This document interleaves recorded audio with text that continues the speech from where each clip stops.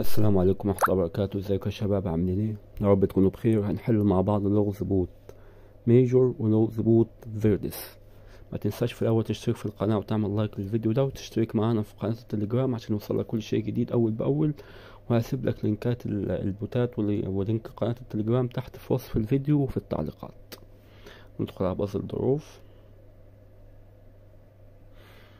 اول وجه ده، تاني وجه ده، تالت وجه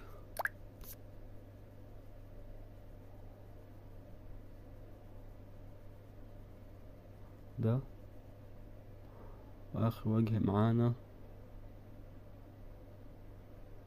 ده. ندوس تشيك، وكده ربحنا 5000 نجمة من نجوم بوت ميجور. ندخل على بوت فيرتس، ندوس على ستوريج،